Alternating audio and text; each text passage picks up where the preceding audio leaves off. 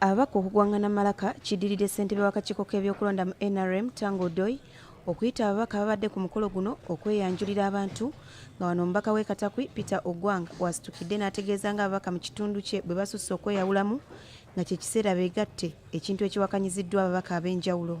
That time, Tororo was united Tororo. But today, it's so painful to see you, the people of Tororo, divided. And for me who marries from Tororo, it's so painful for you always to come to function in Tororo. You even fear to speak. Please unite. For us to stand here and pretend that we are preaching for unity when we know what is inside our bedrooms, I think let's not deceive ourselves, my brothers and sisters. Problems should be sorted.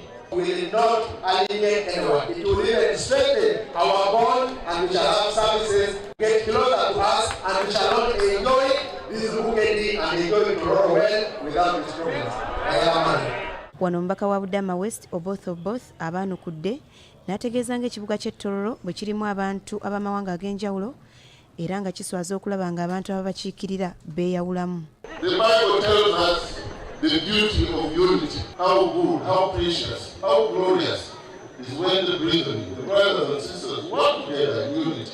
You want to divide Tororo for who?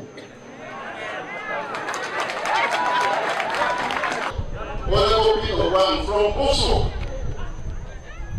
Now who is more Teso than somebody come from Qatar? Minisita omubeezi ow'ebyobulamu Sarah Acheng Opend ng'ali wamu n'omusumba w'essaza ly'e Bukedi Reverend Samuel Bugere Engesa basabye ababaka bano okussessira ku nkulaakulana y'ekitundu kyabwe okusinga okwesongamu ennwe.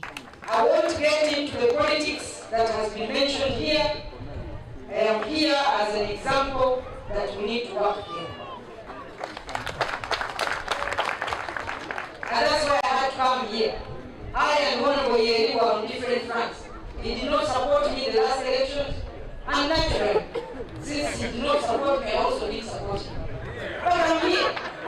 So this tells you that once elections are over, we need to work together. When you are honorable member of parliament and you don't behave like honorable, I have a question about you.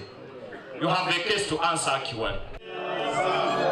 Banyuma okuzika kugenze mu maaso era nga kubadde ku kyalo Angorom mu ggombolola y'e Osukuru mu disitulikiti y'e Tororo.